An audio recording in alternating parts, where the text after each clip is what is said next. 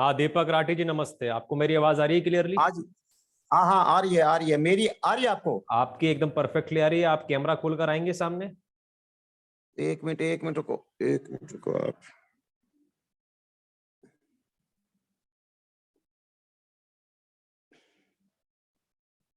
अब ठीक है? जी एकदम बहुत बढ़िया है।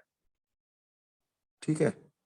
ठीक है, तो हमारे साथ 15 पार्टिसिपेंट्स यहाँ पर आ चुके हैं और भी लोग अच्छा। आते रहेंगे। हम्म। तो हम शुरू करते हैं। ठीक है। तो दीपक राठी जी, आप सबसे पहले अपना परिचय देंगे और आप किन गतिविधियों में कब से एक्टिव रहे हैं और क्या क्या आपने किया है। एक तो ये बात आप बताएंगे, दूसरी बात आप स्पष्ट रूप से नाम लेकर बताएंगे वो कौन कौन लोग हैं जो कि कंट्रोल्ड अपोजिशन में आते हैं और वे कौन कौन लोग हैं जो वास्तव में सच्चे क्रांतिकारी हैं, अपना जो भी पर्सपेक्टिव उस पर देकर। ये दो बिंदुओं पर आपको बात ठीक है। करनी है। उसके बाद जो भी लोग क्वेश्चन वगैरह करेंगे या व्यक्तिगत रूप से आपसे बात करना चाहेंगे, मतलब पर्सनली यहाँ पर, तो वे सामने आ जाएंगे। दीपक राठी जी। हाँ जी। मैं दीपक राठी, राष्ट्रीय प्रवक्ता आजाद भारत आंदोलन, और मैं लगभग इस मामले में करीबन करीबन 90 से भी पहले से हम इसी एक्टिविटीज में है। आजादी बचाओ आंदोलन में भी मैं जिले का महासचिव था। राजीव भाई के साथ काम किया हुआ है। उस वक्त हम नए नए अनाउंस से जुड़े थे। और आरटीआई की एक्टिविटीज में भी काफी रहता हूँ और आरटीआई लगाता भी रहता हूँ। अभी भी आज भी एक आरटीआई थी कि रोहतक के एसपी ने अभी 24 लाख रुपए पिछले एक साल में सिर्फ मास मास का चालान काटा था। अभी आई थी आज ही। तो इन्हीं एक्टिविटीज में रहता हूँ और जहाँ भी गलत होता है वहां पे आवाज उठाता रहता हूँ। हम्म। ठीक है, तो आप ये किसान आंदोलन में भी सक्रिय थे और ये आजाद भारत आंदोलन हाँ, क्या है? किसान आंदोलन में हम सक्रिय थे और 26 नवंबर से ही हम, मेरा साथी भी था जिसको एक है ना ड्यूटी लगी थी, पत्रकार है वो ट्रिब्यून से। तो हम और वो दोनों उनके साथ काफी समय से जाते रहे थे। लेकिन 26 जनवरी के बाद से हमें किसान आंदोलन पे शक होने लगा कि ये किसी का प्लांटेड है सारा का सारा आंदोलन। और उसके बाद से हमने राकेश टिकैत के बारे में बोला कि बीजेपी का चेहरा है और इसका काम यही है। और आज वह आपने पूरा का पूरा देख ही लिया। लेकिन जो किसान आए वो बड़े निष्काम भाव से आए थे। उनकी पूरी 3 पीढ़ी वहां पे बैठी हुई थी। लेकिन वो जब जा रहे थे तो बड़े उदास मन से जा रहे थे। और उसी का नतीजा है कि आज इनकी जो कल रैली नहीं हो पाई, उसी का वहां पे नतीजा है। क्योंकि किसानों को कुछ मिला नहीं, सिर्फ 750 मौतों के सिवा। और हरियाणा के लोगों के लिए तो आगे काफी दिक्कत होने वाली है किसान आंदोलन में। क्योंकि करीबन करीबन 50,000 लोगों पे केस हैं और वो केस कभी भी उठा सकती है। अभी तक वो केस वापस नहीं हुए हैं। और ना 750 जो किसान जिनकी मौत हुई वहां पे आंदोलन के दौरान, ना उनको कोई कोई मुआवजा मिला। और ये प्रधानमंत्री ने पूरी पूरी नौटंकी की कि मैं है ना माफी मांगता हूँ। मतलब आप किसी के साथ रेप कर लो और उसके बाद उससे माफी मांग लो तो क्या उसकी जो पिछली सारी गतिविधियां हैं, जो उसके साथ जो बीती है, जो उसको मानसिक शारीरिक जो उसके साथ कष्ट हुआ है, वो क्या है ना वापिस आएगा? अच्छा, तो किसान आंदोलन का जो रिजल्ट निकला उसके मामले में आपका ऐसा मानना है कि जो 3 कानून वापस लिए गए उसका तो कोई बड़ा महत्व नहीं है, लेकिन जो जाने गई और जो 50,000 हम्म। केसेस हुए हम्म। उस मामले में कोई एक्शन नहीं लिया गया? उसके बाद एक्शन ले लिया। लेकिन हम किसान आंदोलन के दौरान करीबन करीबन मैं 12 किसान नेताओं से मिला और उससे मेरी बहुत बारी बातें हुई। और उनको मैंने कहा कि जब तक आप WTO WHO को इस देश से बाहर नहीं निकालने की बात करोगे तो किसान की कोई हालत सुधरने वाली नहीं है। किसान आंदोलन, ये कानून आने से पहले भी किसान की बहुत अच्छी स्थिति नहीं थी। और अगर ये कानून लग भी गए तब भी बहुत अच्छी स्थिति नहीं रहेगी। क्योंकि जो हमें पैसा दिया जा रहा है और जो किसान पूरा का पूरा धन पैदा कर रहा है उसका कोई मूल्य तो लग ही नहीं रहा है ना। और बगैर आपको मूल्य मिले किसान की हालत कैसे कैसे सुधरेगी? जो चीज आपका पेट भरता हो उस पे आप उसका मूल्य कैसे तय करोगे? भूखे को पता है ना कि इसकी कीमत क्या है। अगर किसी का पेट भर रहा है उसको रोटी की कीमत तो पता नहीं चलती ना।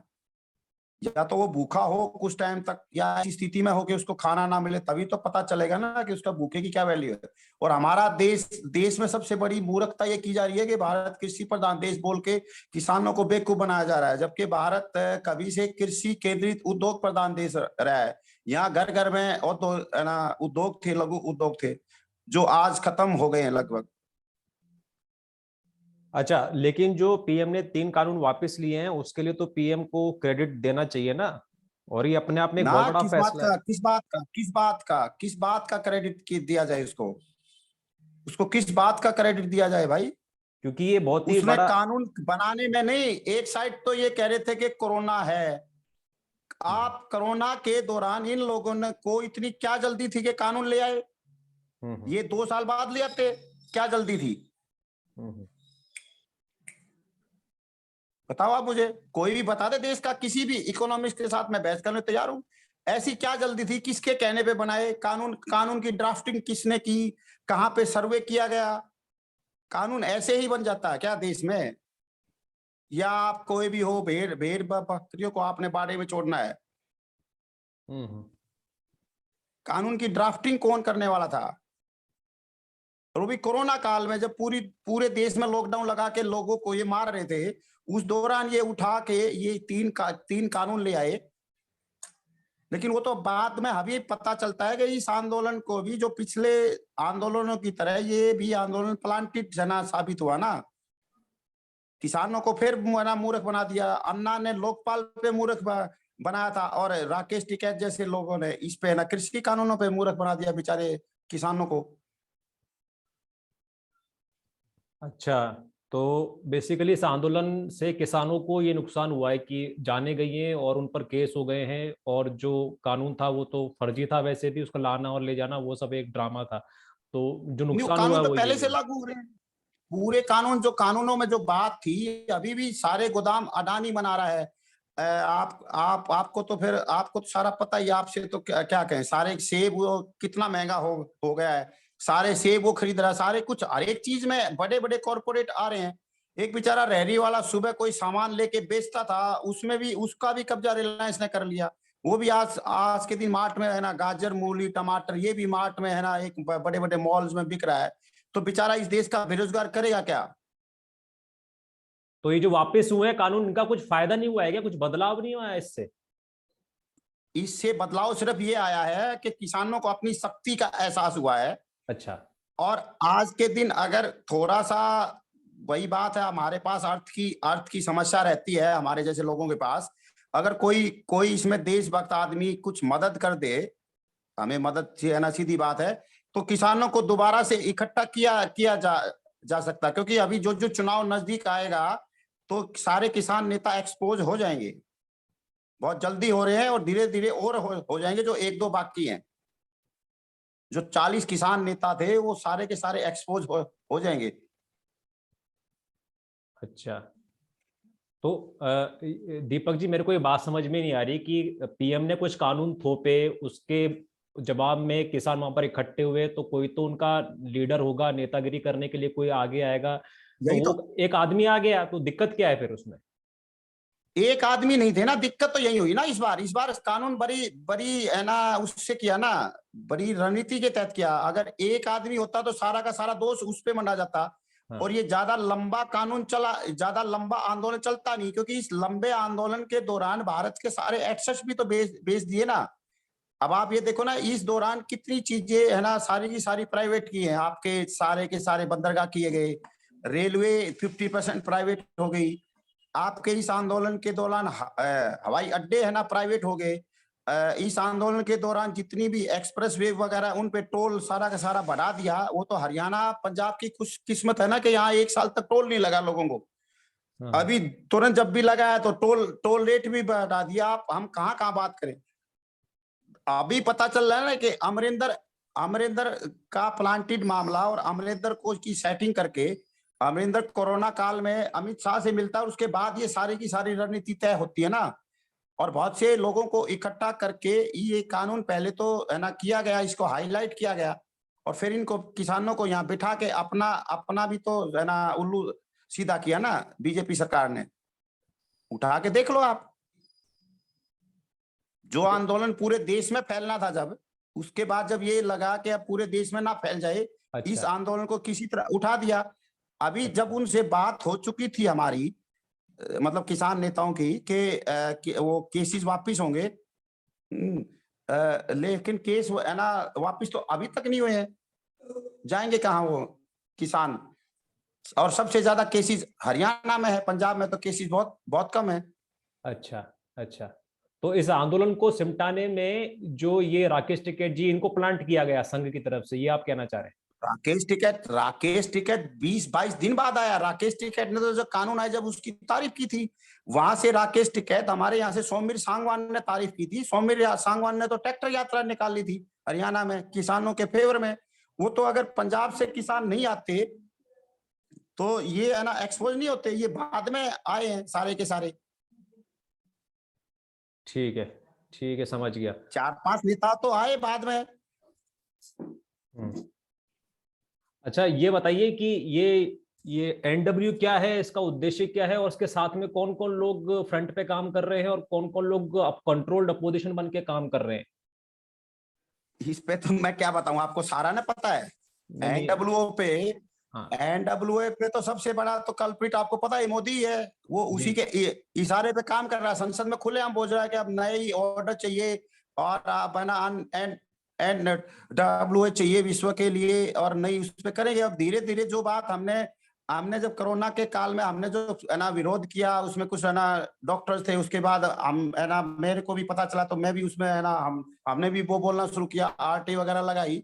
लेकिन अब पिछले 3-4 महीने से नए नए नेता इसमें उभर के और इस आंदोलन को जो ये विरोध होगा मास्क का और कोरोना का और है ना वैक्सीनेशन का, इसको अपने हाथों में कैप्चर करना चाह रहे हो। सीधी सीधी साजिश ही तो है।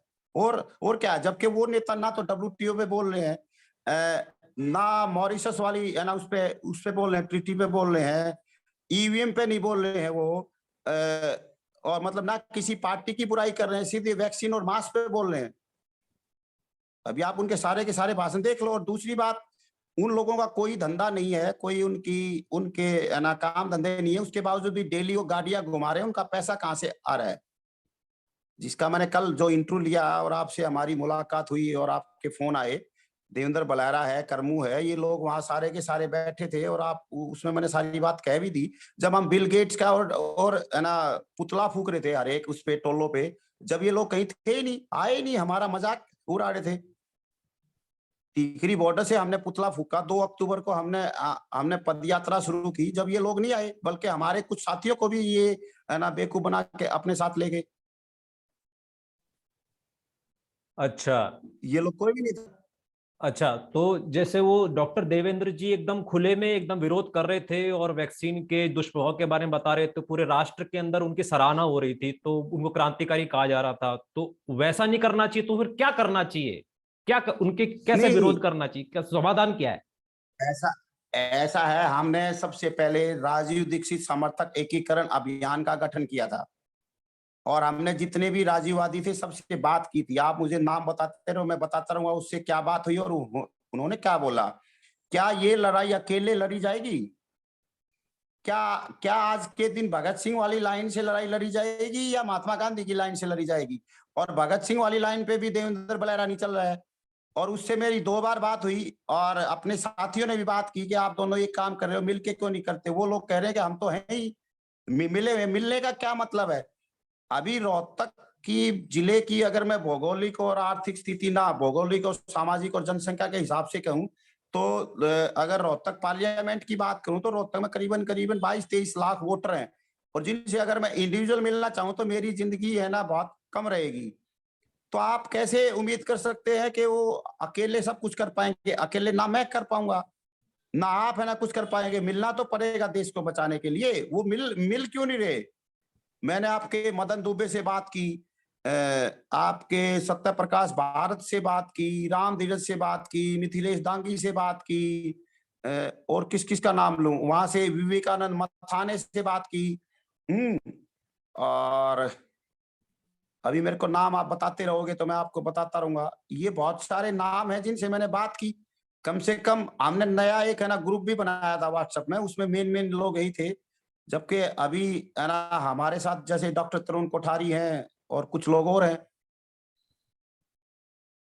हम तो 2 अक्टूबर को जो हमने है ना डॉक्टर तरुण कोठारी के साथ पिछले वाले 2 अक्टूबर को जो है ना धरना प्रदर्शन किया था, उस टाइम ये थे ही नहीं ये लोग। हम कुछ लोग थे, कुछ लोग ने है ना पुलिस को उठा लिया था।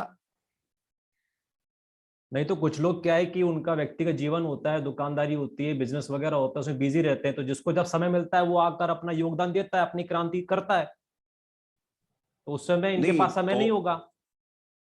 जैसे कि अभी वो जेलें अब बंद थे अब तो आप नहीं गए। नहीं नहीं अब उनके पास समय कहाँ से आ गया? वो तो मौका है, अभी मौका ऐसा जब पड़ गया। पिछले वे बाजार में खड़े हुए थे, वहां पर पुलिस वाले आ गए, मौका ऐसा पड़ गया। अच्छा। हम्म। तो वो चले गए अपनी क्रांति करते अभी भी हुए। आप बता दो कुछ अभी भी ऐसा है, करमू करमू तो सिर्फ उसका उसका एक ही काम है, पत्रकारिता मान लेते हैं। डॉक्टर देवेंद्र भलारा का बता दो क्या काम है? वो कह रहा है कि मैंने नौकरी छोड़ दी, उसके बाद क्या काम है उसका? तो बता दो। आप क्या चाहते हैं बेसिकली, डॉक्टर देवेंद्र से क्या चाहते हैं जिससे प्रूव हो कि वो उनका अगर आदमी नहीं है, वो हमारा अगर आदमी है। अगर अगर वो है तो साथ आके जो जो मुद्दे हमारे देश को बचाने के लिए उस पे बात करें ना। कहां पर अकेला आना है, वैक्सीन पे जा कहां पर आना और क्या बोलना है? मैं सब लोगों को लेकर उसको बोलूंगा कि सब लोग जाकर देवेंद्र को बोले कि यहां पहुंच जाओ, दीपक जी यहां बुला रहे हैं, और ये बात कह दे वहां पर जाकर। अब तो वो हीरो भी बन गया है। कहाँ बना? अभी तो अभी हीरो बनने में टाइम लगेगा अभी तो। बन गया कुछ अभी सौ तो पांच बहुत सौ सी लोगों बातें के उसकी बीच में। एक्सपोज हो रही है। अच्छा। अभी तो उसकी बहुत सी बातें एक्सपोज हो रही हैं। और अगर मैंने तो उससे अभी रोहतक में आया था, मैंने रोहतक में बात भी की थी, बोला नहीं हम अगर अकेले इकट्ठे होके करेंगे तो पुलिस हमें जल्दी है ना गिरफ्तार कर लेगी, जल्दी पकड़ लेगी। अलग अलग रहेंगे तो ज्यादा अच्छा रहेगा। ये उसकी खुद की वर्डिंग थी, मेरी वर्डिंग नहीं थी ये। अच्छा। ठीक ठीक है, है। तो ये ये जो, मेरी वर्डिंग नहीं थी, उसकी उसकी वर्डिंग थी। अच्छा तो ये जो AIM वाले बड़े ऑर्गेनाइज तरीके से बड़े बड़े शहरों में जाकर आंदोलन कर रहे हैं, तो आप और वो सब लोग मिलकर क्यों नहीं कहाँ पहुंच पे कर जाते? रहे हैं? कहाँ पे कर रहे हैं? आपका एक बॉम्बे में हुआ है, एक शायद कलकत्ता में हुआ है, उसके बाद कहाँ हुआ है? आपके अच्छा। विकास धवन से मेरी बहुत बार बात हुई है, अवेकन इंडिया से। और हमने आजाद भारत आंदोलन के गठन से बाद उनका उनका संगठन बनाया है। हमने आजाद भारत आंदोलन का जब गठन किया, सब लोग कोई साथ नहीं आ रहा था, उसके बाद हमने आजाद भारत आंदोलन का गठन किया था। उसके बाद उन्होंने अवेकन इंडिया इंडिया मूवमेंट शुरू की है। और हमें तो स्वदेशी नाम चाहिए ना भैया, हमें विदेशी नाम। आप अवेकन इंडिया में गांव के व्यक्ति को क्या है ना समझाओगे कि अवेकन इंडिया का मतलब क्या है? आपको समझाने में कम से कम आधा घंटा लगेगा, उसके बाद आप अपनी बात कहोगे। तो मैं खुलेआम बोलता हूँ उनको, कोई नई बात थोड़ी बोलता हूँ। ये देश हमारी हिंदी भाषा है या इंग्लिश भाषा है? आप एक साइड तो है ना सारा अपने भारत की बात करते हो, दूसरा नाम आप इंग्लिश लेके आते हो। अच्छा, तो भाषा की समस्या है उसमें। नहीं, भाषा की समस्या है, गांव के व्यक्ति को कैसे समझाओगे आप अवेकन इंडिया को? तो फिर तो आप हमको अपना भी। कोई तमिल नाम लिख लेते, गुजराती रख लेते, और है ना असमिया रख लेते, बंगाली रख लेते। उनके सबके नाम लगभग वही होते, थोड़ा सा अंतर होता। तो हमको तो राइट टू रिकॉल भी बदलना पड़ेगा फिर। ये भी वो तो अंग्रेजी आपकी नाम मर्जी है, है। वो तो आपकी मर्जी है, मैं तो कुछ कह नहीं रहा।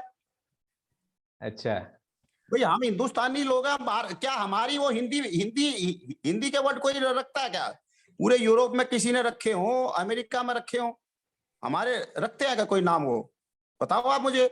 हम क्यों पढ़े उनकी भाषा? वो हमारी भाषा भाषा है उनके यहाँ कंपल्सन। इंग्लैंड में इंग्लिश है क्या कंपल्सन? वो हिंदी है क्या कंपल्सरी वहां पे? यहाँ पे अगर आप बीए कर लो, अगर आपके पास इंग्लिश सब्जेक्ट नहीं है तो वो इक्वलेंट नहीं मानी जाती किसी भी उसके। बता दो आप मुझे। अच्छा दीपक जी, आज फोन पर आपने ये भी बताया था कि आपने राहुल मेहता जी के साथ भी काम किया है। राहुल मेहता जी के साथ काम नहीं किया, मेरी उसके कई कई बार मेरी बात हुई है उनके साथ। तो उनका, उनके आंदोलन के बारे में आप क्या सोचते हैं? वो तो हर महीने की 5 तारीख को चिट्ठी भेजते रहते हैं, तो उससे कुछ बदलाव आएगा आपके अनुसार? कुछ महत्व है उसका? और क्या है उनका उद्देश्य, क्या है, क्या तरीका क्या है उनका?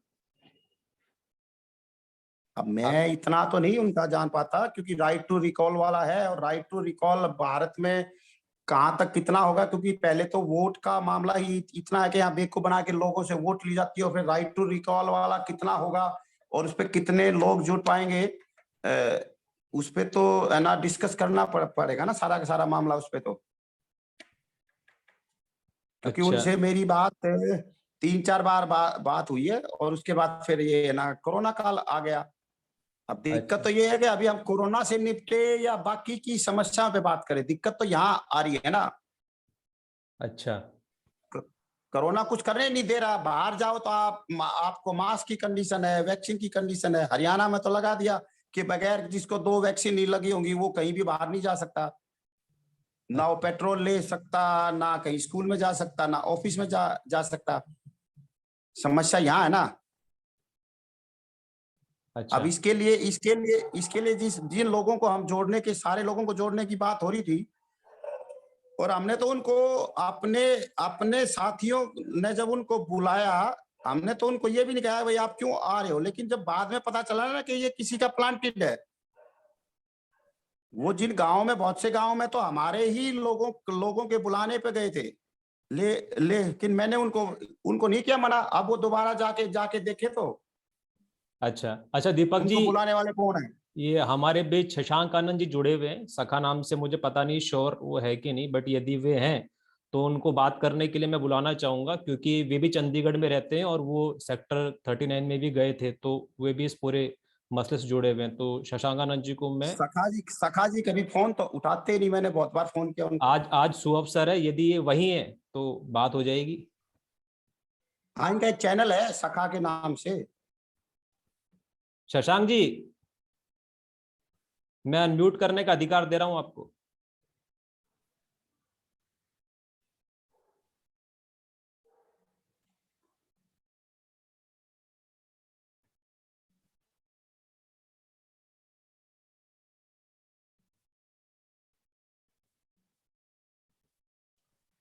वो चले गए शायद, यहाँ पर सखा नाम से एक व्यक्ति थे। ठीक है। कोई नहीं, आप किसी को भी बुलाओ, कोई दिक्कत नहीं है मुझे। हाँ, मुझे एक और बात कहनी थी, यदि वे नहीं आते तो हम्म, मैं अपनी बात कहता हूँ, फिर और लोग आएंगे बात करने के लिए। हाँ भी, चाणक्य जरा देखना वो शशांक जी को, यदि फोन वगैरह करके यदि वे थे तो उनको बात करने के लिए हम बुलाते हैं। ठीक है। हाँ महावीर जूरी जी, आपको भी मैं बोलता हूँ, मैं बस एक बात कहना चाहता हूँ। दो बात मैं कहूंगा दीपक जी। पहली बात तो जो राहुल मेहता जी है उनका आंदोलन में थोड़ा दो लाइन के अंदर शॉर्ट में आपको बताता हूं। उनका ऐसा कहना है कि ये जो भी फोर्स वैक्सीनेशन है या फिर खेतों के अंदर यूरिया डाला जा रहा है, मास्क पहनो, ये करो वो करो, ये सारे जो आदेश हैं विश्व के शासकों के, हम्म, ये प्रधानमंत्री और हम्म, मुख्यमंत्री और स्वास्थ्य मंत्री और एग्रीकल्चर मिनिस्टर के माध्यम से आते हैं, गैजेट के माध्यम से। हम्म, तो नागरिक यदि इकट्ठा होके इस प्रकार से इकट्ठा हो हम्म, कि उनको बुलाने वाला कोई नेता ना हो और कोई फिरंगी कोई ऐसी ताकत ना हो, जैसे कि ऑल इंडिया मूवमेंट में फिरंगी ताकत है, आप भी समझते होंगे, तो ऐसी कोई उनका लीडर हम्म, ना हो और उनको जगह बताने वाला, समय बताने वाला कोई लीडर ना हो, एक ऐसा आंदोलन खड़ा हो और वे सब लोग जमा होकर अपने अपने मुख्यमंत्री और प्रधानमंत्री पर दबाव डालें कि ये बात गैजेट में छापो, जैसे कि लॉकडाउन को खत्म करो, ये बात गैजेट में छापो, भारत के राजपत्र में छापो। ये छोटी सी हम्म, मतलब बात वो चाह रहे हैं कि लोगों तक पहुंच जाए, क्योंकि सारा का सारा जो हम्म, कंट्रोल है ना, ये जो एनडब्ल्यू ये गैजेट के माध्यम से आता है। लोग इस बात को समझ नहीं रहे, पहली बात तो समझे। और गैजेट में क्या लिखा जाएगा, ये नागरिक दबाव डालें अपने अपने मुख्यमंत्री पर, अपने अपने प्रधानमंत्री पर, और जब दबाव डालने के लिए सड़क पर आए और पोस्ट कार्ड के माध्यम से, पोस्ट कार्ड एक ऑफिशियल प्रोसीजर है, उसके माध्यम से, क्योंकि पोस्ट कार्ड लेकर नहीं आएंगे, झंडा लेकर आएंगे तो फिर वो रैली बन जाएगी, उसके लिए फिर कोई नेता लगेगा, उसके लिए कोई परमिशन लगेगी, उसके लिए धरना होगा, फिर वो सब गड़बड़ आ जाएगा, नेता को खरीद लिया जाएगा, ये हाईजैक कर लिया जाएगा मूवमेंट को। ये आप समझते हैं कि किसी भी आंदोलन को हाईजैक कैसे किया जाता है। तो ये हर महीने की 5 तारीख को शाम को 5 बजे पोस्ट कार्ड के माध्यम से पूरे भारत के अंदर जो लोग नागरिक जमा हो, इस प्रकार का जो मूवमेंट है इसको हाईजैक नहीं किया जा सकता। और जमा किस कारण से हो रहे हैं, हमारी बहुत स्पष्ट मांग है कि राजपत्र के अंदर आप ये बात छाप दो। वो कौन सी बात है, वो पोस्ट कार्ड में लिखी होती है। तो ये मूवमेंट है, ये राहुल मेहता जी का और हमारे राइट टू रिकॉल वालों का। अब इसके संबंध में मैं आपसे पूछना चाहूंगा कि आप लोग ऐसा बोल रहे हैं कि सब लोग साथ आए, तो सब लोग साथ आए तो कहां आए और क्या करने के लिए आए? इस प्रकार से विरोध करने के लिए आए कि हम मास्क नहीं पहनेंगे, वैक्सीन नहीं लगाएंगे, ये मत करो वो मत करो? क्या करने के लिए, कहां आए और कब आए और ऐसा क्या किस उद्देश्य के लिए आए? ऐसा है हितेश जी, आपको भी पता है और सभी को पता है कि आप, हमारी जो व्यवस्था है वो पूरी की पूरी उन्हीं लोगों के हाथों में खेल रही है। और इस व्यवस्था के सब कुछ अलग अलग पहलू हैं, और इसमें सारे लोग मिलके जिसका जो सब्जेक्ट एक्सपर्ट है वो उसी पे काम करे ना।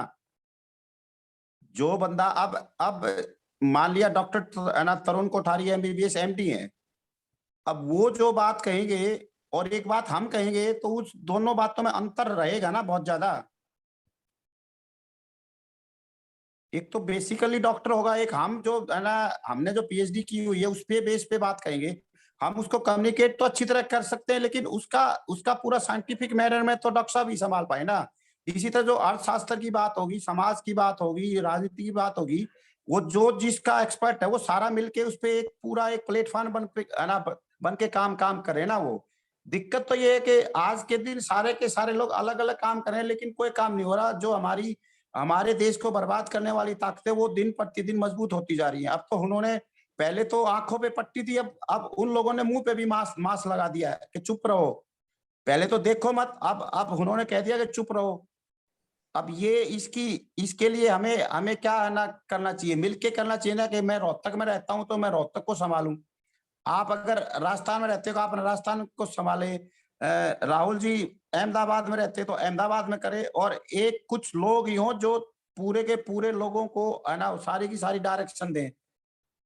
और उसमें सबके तय होने चाहिए कि कौन आदमी किस बात पे क्या बोलेगा और उसने क्या बोलना है। एक तो देखिए कि आपने जो डॉक्टर वाली बात कही, तो वो एक्सपर्ट हैं, तो वो एक ऐसे डॉक्टर एक्सपर्ट हैं जो कि समर्थन करते हैं कि मतलब मास्क नहीं लगाना चाहिए और वैक्सीन नहीं होनी चाहिए। तो हाँ ऐसे ऐसे और भी हाँ भारत के अंदर बहुत से डॉक्टर हैं, वो भी एक्सपर्ट है, वो भी ऐसे कहते हैं कि वैक्सीन हाँ। लगानी चाहिए और मास्क लगाना चाहिए, सोशल डिस्टेंसिंग होनी चाहिए। कौन कह रहा है डॉक्टर जो ऐसे लिख बहुत के दे सारे रहे? डॉक्टर हैं, ऐसे बहुत सारे जो डॉक्टर हैं। डॉक्टर नहीं, अभी हमारा कल परसों हमारा हम है ना दाता गांव जाएंगे इसी बात पे। वहां उन्होंने हमारे साथियों ने वहां के सीएमओ से बात की है, और मैंने उसको यही गाइड किया है कि भैया आपकी सीएमओ लिख के दे देना हमें कि यू आर वैक्सीनेटेड फॉर है ना 5 ml 10 ml ऑफ कोवैक्सीन या है ना कोविशील्ड। हमें लिख के दे दे कोई भी डॉक्टर। मेडिकल काउंसिल क्या कहती है?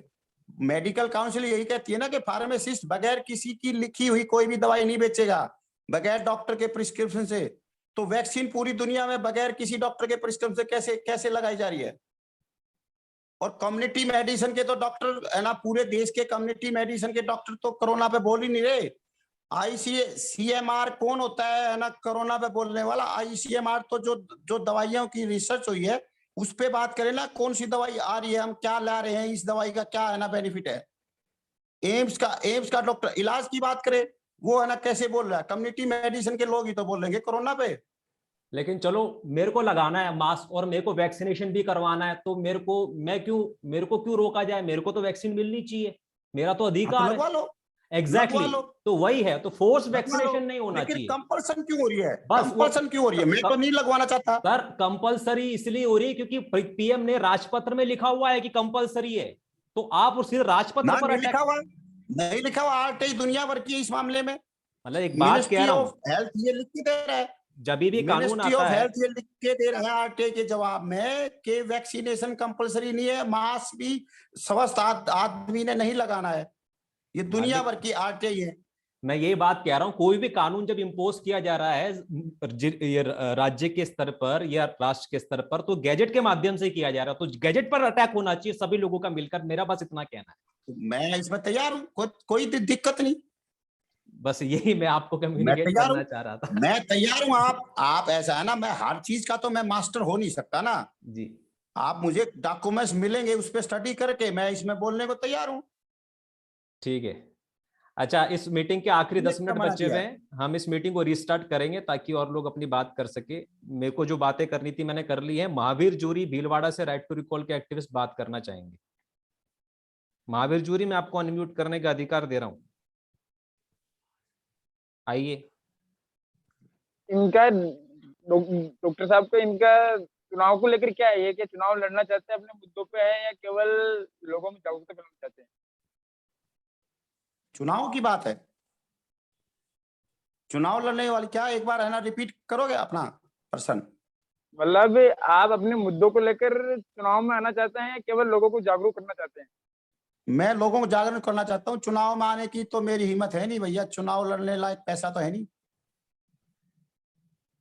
आज के दिन तो मतलब इतना आप महंगा चाहते हो हो गया, केवल चुनाव जागरूक, चुनाव लड़ने की हिम्मत नहीं है मेरी। नहीं तो देश में 20 लाख से ज्यादा एनजीओ को केवल लोगों को जागरूक कर रहे हैं, उसके बाद तो अब तक जागरूकता आई नहीं, तो हम कैसे जागरूक कर कितने देंगे? एनजीओ कितने एनजीओ कितने एनजीओ जो कर रहे हैं, मैं 20 एनजीओ लाख में से ज्यादा मेरी एनजीओ, सारे के सारे उनके फंड ही एनजीओ के जागरूकता के जूरी नाम से आते हैं। जूरी साहब, मेरी मेरी एमएससी जो मास कम्युनिकेशन थी वो सोशल मार्केटिंग और डेवलपमेंट कम्युनिकेशन पे थी।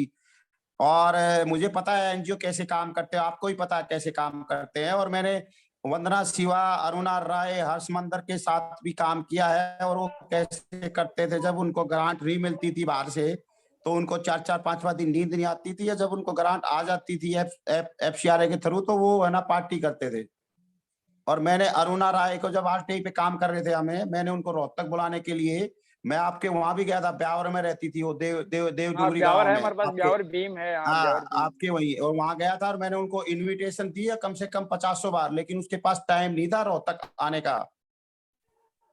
आपको ही नहीं तो पता है, मुझे ही आप पता है एनजीओ चुनाव में क्या नहीं आना क्या चाहते क्या तो करते मतलब हैं। फिर कैसे मनाएंगे? जैसे आज जो अपने शासक हैं, मुख्यमंत्री, प्रधानमंत्री हमारी सुनना ही नहीं हम्म। चाहते हैं, तो फिर चुनाव में नहीं आएंगे तो हम कैसे तो सुना पाएंगे उनको? अब धीरे धीरे हम सारे लोग मिलके काम करेंगे। मैं तो खुद कह रहा हूँ कि हम लोग मिलके काम करें। जैसे आज किसानों का मुद्दा था तो किसानों की वो नहीं सुन रहे थे, लगातार 14 महीने हो गए तो नहीं सुन रहे थे, लेकिन जैसे ही तरुणी जी ने आप चुनाव में आएंगे तुम्हारे खिलाफ चुनाव आप लड़ेंगे, ये तो उसके 1 महीने के अंदर आपके उन्होंने मांगे मान ली उनकी और वो घर चले गए किसान के। वो तो वो पूरी सारी साजिश मांगे जहां वो तक मानी उन्होंने उनके चुनाव की बात बोलने के बाद ही मानी है, बाकी वो उनके ऐसा है, वो चौदह तो महीने तक पूरी बैठे रहने के बाद नहीं सुन पूरी रहे थे उनको। पूरी पूरी साजिश के तहत उन्होंने मांग मानी है। जब वो 40 के 40 नेताओं को अपने पक्ष में कर चुके थे, उसके बाद उन्होंने मांग मानी है। ठीक है, नहीं तो उससे पहले तो वो मांग मान नहीं रहा था वो। अभी आपको कुछ टाइम के नहीं बाद तो ना चुनाव की बात ही सिर्फ नहीं की थी किसी ने, चुनाव की बात तरुणी जी ने की, उसके बाद ही मांग मानी गई है, उससे पहले कभी मांग नहीं मानी। बात करने को कौन सी तैयार मांग नहीं थे मानी वो गई सारे है? के सारे।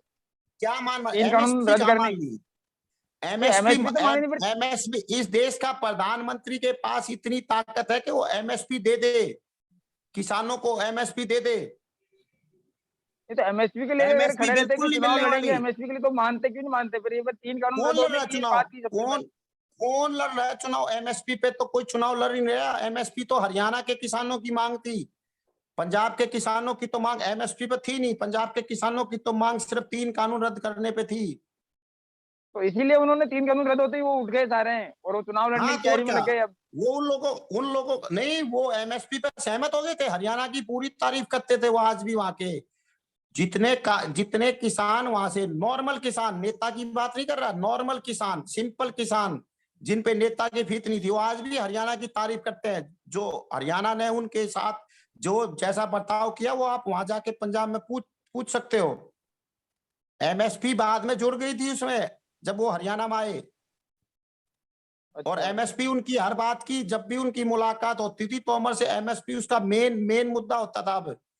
और एमएसपी के लिए ये लोग बाहर निकलने वाले भी थे, लेकिन जो ये 40 किसान थे, उन लोगों ने सारा का सारा है ना मामला खराब किया है। ये तो अब जैसे आप जागरूक कर रहे हैं केवल, तो जागरूकता के लिए हाँ तो जो भी आपका जागरूकता के लिए आप, इम्प्लीमेंट है। नहीं जागरूकता के लिए आप कह रहे हो ना कि हम पोस्ट कार्ड भेजते हैं हर 5 तारीख को। अगर अभी हाँ आपके 50,000 पोस्ट कार्ड जाते है ना, पोस्ट कार्ड जाते हैं, अगर हम मिलके काम करेंगे तो 50,000 से 5 लाख हो, 5 लाख से 5 करोड़ हो, तो एक ये तो ताकत नहीं मिलकर बनेगी करने क्या से हमारी? तो, नहीं मिलकर करो ना, उसमें क्या, जैसे आपके जो मुद्दे हैं वो आप सोशल मीडिया पे शेयर करो, अगर हमारे को अच्छे लगते हैं ये हम अब तो उन कर मुद्दों रहे के हैं। ऊपर पोस्ट कार्ड भेजना शुरू कर देंगे, और आप हमारे देखो मुद्दे अगर आपको आजाद अच्छे लगते तो आप उस पर पोस्ट कार्ड भेज सकते हो। हाँ तो आप मुझे मुझे आप आजाद भारत आंदोलन की आप साइट देख लो, उसमें उसमें हम डालते रहते हैं मुद्दे। हमारा तो मुद्दा, सबसे बड़ा जो मुद्दा है आजाद भारत आंदोलन का, और रुपए की उस पे स्टैंडर्ड पे है। और वो सारा हितेश साक्य को पता है, हितेश का है नहीं ना, तो रुपए साक्य को का बताने स्टैंडर्ड की तो, जरूरत ही नहीं है। जब तक सेना मजबूत नहीं होगी तो स्टैंडर्ड हो ही नहीं सकता ना। रुपए का स्टैंडर्ड कैसे बढ़ाओगे आप बिना अपनी क्या सेना को अमेरिका की सेना के, हमारी जो सेना है उसको अमेरिका की सेना के मुकाबले में नहीं करेंगे जब तक, तो रुपए का स्टैंडर्ड नहीं बनेगा अपना। नहीं तो वो हम कर तो रहे हैं। अब वही तो बात कर रहे हैं ना कि मिल मिल के नहीं तो हमारे उसके लिए आप हमारे क्या काम को तो क्या कर रहे हैं आप उसके लिए, मतलब रुपए अभी का हम स्टैंडर्ड सारा बढ़े कर रहे हैं। उसके लिए आप क्या हमारा कर रहे हैं? आजाद भारत आंदोलन का पेज तो देखो, आज भी हमारे है ना पंजाब में हमारी नहीं है ना उसके लिए गुजरात की टीम प्रधानमंत्री को आई क्या हुई है। करना है? नहीं आपकी किसमें मांग है? को मान के लिए प्रधानमंत्री को क्या करना है? अभी प्रधानमंत्री को क्या काम कानून लागू करना है आपकी मांग को मानने के लिए? जो हमारी आप मांग चाहते को हैं लागू उसको करने के लिए। लागू कर। हाँ, तो प्रधानमंत्री को क्या काम करना है? कौन सी मांग के लिए? जो आप बोल रहे हो कि हमारे रुपये को अमेरिका की मतलब अपना जो स्टैंडर्ड लाना है, दुनिया की हाँ तो सबसे उसमें मजबूत मुद्रा है, मैं गोल्ड डॉलर को स्टैंडर्ड मानता डालो ना। हूँ। अरे भैया, नहीं तो गोल्ड स्टैंडर्ड डालने के लिए आरबीआई प्रधानमंत्री को क्या करना है? उसके लिए आप बोलो ना, प्रधानमंत्री क्या करेगा इसके लिए? उसको गोल्ड स्टैंडर्ड मतलब अपनी करेंसी और गोल्ड को कौन बनाए करेगा? अपन। और कौन करेगा? और कौन करेगा? प्रधानमंत्री करेगा। नहीं तो उसको करना क्या है, काम क्या करना है, ये बताओ ना, उसको तो क्या करना गोल्ड पड़ेगा? उसको स्टैंडर्ड बजट बनाए में ना क्या इसमें। टॉपिक दिया हुआ अभी है? एक कागज का टुकड़ा है, इसमें गोल्ड स्टैंडर्ड डाले ना कि इस 1 रुपए का नोट का मूल्य क्या है। ये हमारे रुपये का उसमें मूल्य लिख कैसे दिया करेगा कि मैं गोल्ड में? भारत फिर को। उसको आज वर्ल्ड लेवल पे गोल्ड की इतनी ज्यादा रेट है कि वो 1 रुपए का तो वो गोल्ड का कोई आएगा नहीं कुछ।